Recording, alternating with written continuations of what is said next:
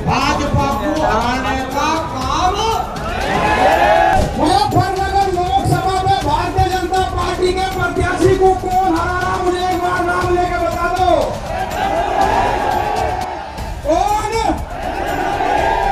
ये जो वो क्षेत्र है जिन्होंने मुकदमे लगवा के ये सरकार बनाई, और अगर मुकदमे लगवा के ये सरकार जाना चाहती है तो हमें मुकदमे मंजूर है। ना तो चलेगी दबा तो हमारा नाम नहीं। अगर तुम्हें गाड़ी मिल रही है, अगर तुम्हारा विरोध हो रहा है, तो अपने गिरवान के अंदर झांक के देखो ऐसे क्या काम कर रहे थे जो आज भी विरोध है।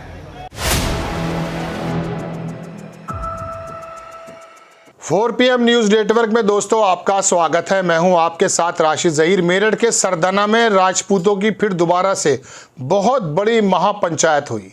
पूरी वीडियो दिखाऊंगा, क्या शपथ ली गई है वो भी आपको बताऊंगा। लेकिन राजस्थान से गुजरात से लेकर उत्तर प्रदेश तक राजपूतों की, क्षत्रियों की वो शपथ क्या भारतीय जनता पार्टी के लिए मुश्किल पैदा करने वाली है। योगी जी आए थे, लेकिन क्या समझा कर गए, क्या नहीं गए ये नहीं मालूम। राजनाथ सिंह सहारनपुर आए थे, क्या समझा कर गए थे राजपूत समाज को, क्षत्रिय समाज को नहीं मालूम। योगी जी के जाते के साथ ही सरदाना के जो एक नेता हैं संगीत सोम, उन्होंने उसी वक्त कहा कि जो मुजफ्फरनगर से लड़ रहे हैं संजीव बालियान, उनका स्तर मुझसे बात करने का नहीं है। तभी साफ हो गया था कि क्षत्रिय समाज इस बार मानने को तैयार नहीं है। उनका जो भी उत्पीड़न है वो हम आपको कई बार कई टॉपिक से बता चुके हैं। लेकिन फिलहाल मैं आपको लेकर चलूंगा मेरठ के सरदाना क्षेत्र के खेड़ा गांव में, जो पहले आह्वान कर दिया गया था नानोता में कि 16 तारीख में मेरठ के सरदाना में जो है मीटिंग होगी। वहाँ के आप हालात देखेंगे।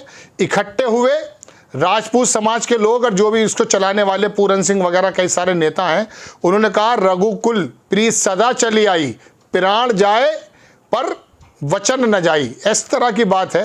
वो वचन क्या लिया गया है? पूरे भारत में भारतीय जनता पार्टी को हराने का काम क्षत्रिय समाज करने वाला है, ये बात है। हजारों की मैं कहूँ, लाखों की कहूँ, ये तो भीड़ देखकर आप अंदाज़ा करेंगे।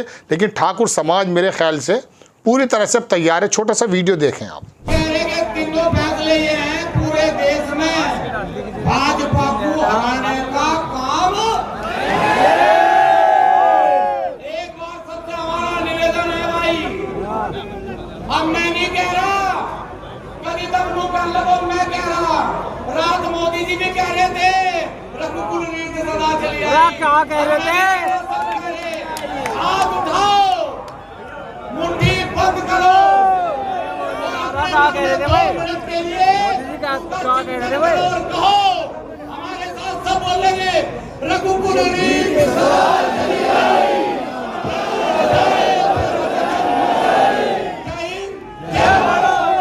ये वीडियो आपने देख लिया। इसके अंदर आपको ये भी नज़र आ गया कि कौन कौन कितनी पब्लिक वहाँ है।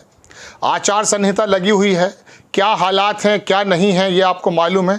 लेकिन उनका साफ कहना है कि हम भारतीय जनता पार्टी को हराने का काम करेंगे। गाजियाबाद से टिकट काटने की बात हो या गुजरात के वो जो भारतीय जनता पार्टी के नेता जिन्होंने कहा ठाकुर समाज के बारे में, बहू और बेटी और रोटी की जो बात आपको याद है, उससे इतना ज़्यादा नाराज़ है क्षत्रिय समाज कि उनको मालूम है कि धीरे धीरे हमारा वर्चस्व, हमारा जो प्रतिनिधित्व है वो भारतीय जनता पार्टी के रिजीम में कम हो रहा है।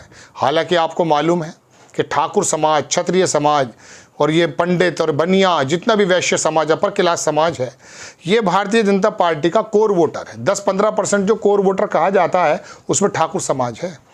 पूरे देश की अगर मैं आपसे बात करूं तो शायद एक वो हुकुम सिंह पैनल बना था, तब बताया गया था कि देश भर में लगभग 8 से 9% के करीब ठाकुर समाज कोर वोटर है, जताता भी है।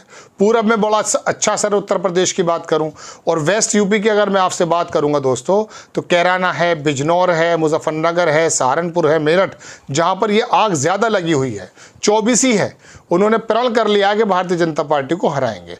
ये 2024 का चुनाव जिस तरह से मोदी जी और अमित शाह साधने की कोशिश कर रहे थे, उसमें इतनी अड़चनें आनी शुरू हो चुकी हैं।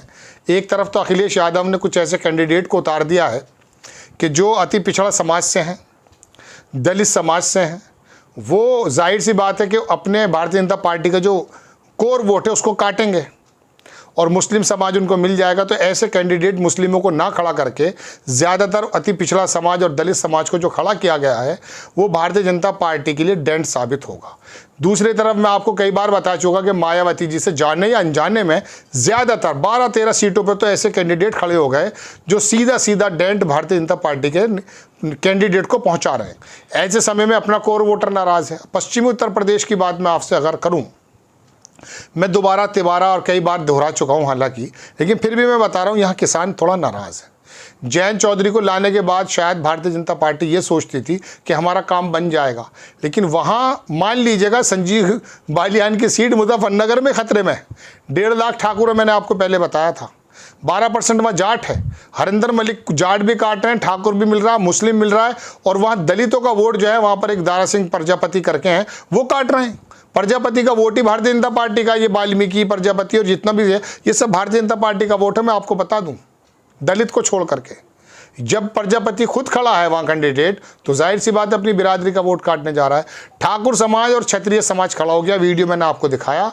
ये वोटिंग तक कायम रहेगा नहीं रहेगा इसके बारे में मैं अभी नहीं कह सकता, क्योंकि मुझे आज भी उम्मीद यह है कि जब वोट डालने जाएंगे तो शायद ये भारतीय जनता पार्टी के हिंदू हो जाएंगे। लेकिन फिर भी ये नाराज़गी और ये शपथ, ये प्रण तो जाहिर सी बात है काम कर रहे हैं। अभी 2 दिन का समय बचा, 3 दिन का ज़्यादा समय बचा भी नहीं है। 19 तारीख में जो है वोटिंग है, कल थम जाएगा सारा प्रचार। आपको खबर कैसी लगी अपनी राय कमेंट्स बॉक्स में ज़रूर दीजिए। चैनल को सब्सक्राइब कीजिए, शेयर कीजिए। नेक्स्ट टाइम में किसी खबर के साथ हाजिर हो जाता हूँ। जय हिंद।